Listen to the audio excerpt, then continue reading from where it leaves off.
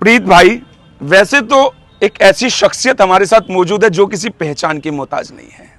दिल्ली के अंदर लगातार अतिक्रमण हो या अवैध निर्माण, उनको तोड़वाने का जो ठेका लिया है, शायद वो सरकार ने नहीं, वो हमारे छोटे भाई प्रीत सिंह ने लिया। आज वो हमारे साथ मौजूद है। प्रीत भाई, सबसे पहले तो आपका स्वागत है हमारे चैनल में।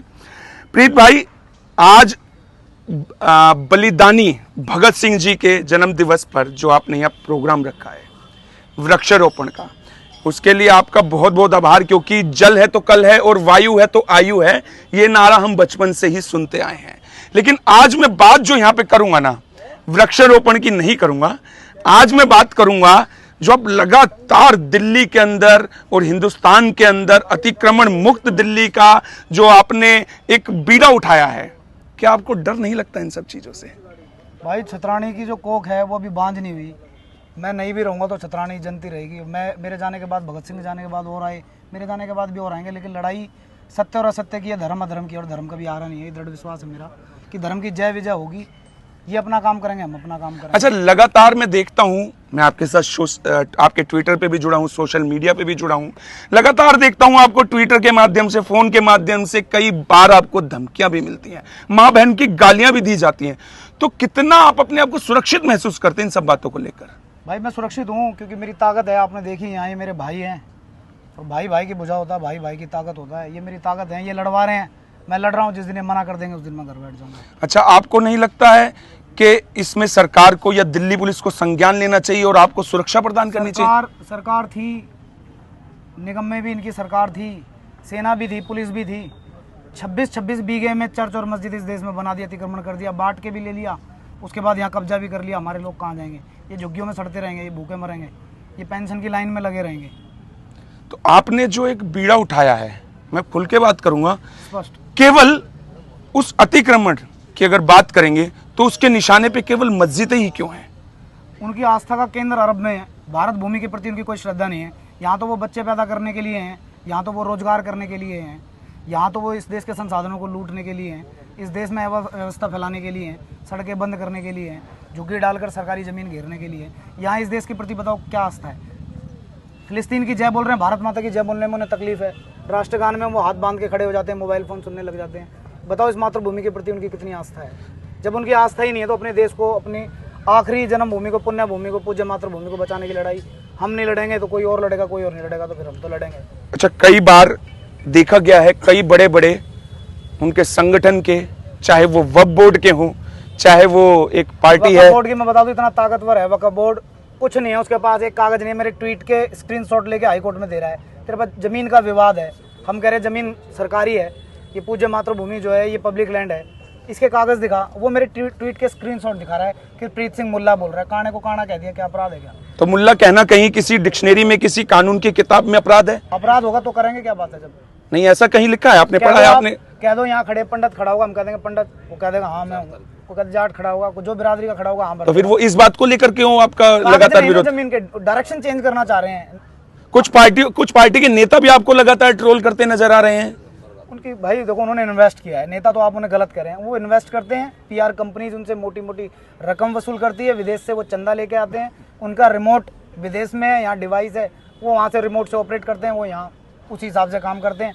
जिस किसी का घर बना होगा, कंस्ट्रक्शन का काम किया होगा, उसमें भरे होंगे हर लेंटर के हिसाब से पैसे। लेकिन आप कह रहे हैं मुल्ला कहना अपराध नहीं है या कुछ अपराध नहीं है। गत दिनों की बात करेंगे, कुछ 1-1.5 वर्ष पूर्व, जब शायद इन्हीं शब्दों को लेकर आप जेल भी काट चुके हैं। मैं नहीं डरता जेल से, और आगे भी हो जाएगी, आगे भी देखेंगे। मेरे ख्याल से 50-52 दिन की जेल काटी आपने। 47 दिन में जेल में रहा, लेकिन लड़ाई नहीं रुकेगी। ये दबा कुचला समाज है, 800 साल पीड़ित रहा, फिर अंग्रेजों से पीड़ित रहा।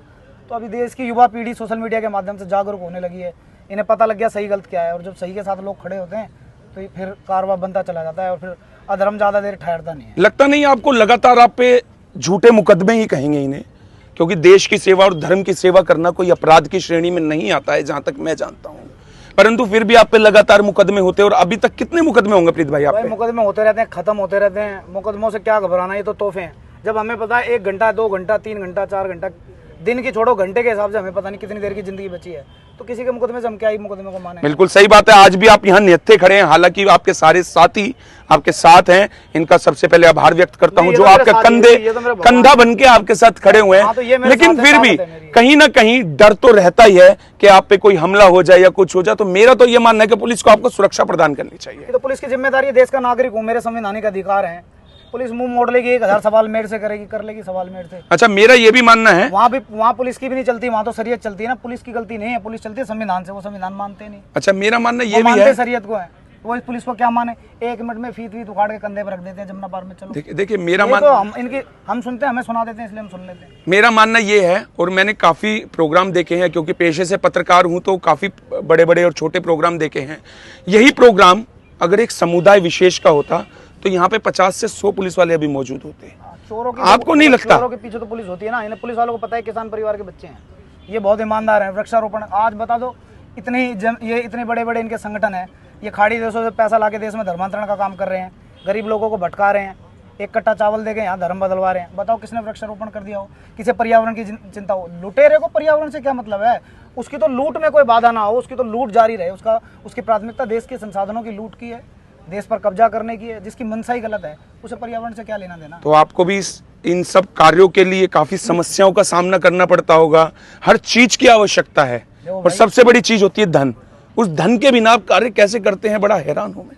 भाई धन तो मेरे साथ ही धन है, साथ ही धन है। ये खड़े हैं, जब तक ये लड़वाते रहेंगे लड़ाई जारी रहेगी। जिस दिन ये कह देंगे अब हिम्मत हार गए, उस दिन फिर लड़ाई बंद हो जाएगी। लेकिन मैं आपकी हिम्मत को दाद देता हूं कि आप अकेले व्यक्ति, और प्रीत सिंह जैसे, मैं अपने चैनल के माध्यम से आप सभी से कहना चाहूंगा कि अकेला प्रीत सिंह अगर इस देश के अंदर, इस धरती के ऊपर, इस राजधानी दिल्ली को अतिक्रमण मुक्त करवाने के लिए युद्ध लड़ रहा है ना, तो आप क्यों नहीं प्रीत सिंह बन सकते।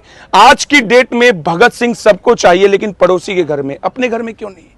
इस मुहिम को आप आगे क्यों नहीं बढ़ाते। मैं अपने चैनल के माध्यम से आप सभी से, एक पत्रकार होने के नाते, एक राष्ट्रवादी होने के नाते, और एक सनातन धर्मी होने के नाते आपसे केवल एक ही निवेदन करना चाहूंगा कि इस वीडियो को पहले तो सबसे ज्यादा शेयर करें, और आपकी राय, आपकी प्रतिक्रिया मेरे कमेंट सेक्शन में जरूर दें, और आप भी अगले प्रीत सिंह बनकर खड़े हों और हमारे देश को, हमारी राजधानी को अतिक्रमण मुक्त जरूर करवाएं। सभी को नमस्कार, जय हिंद।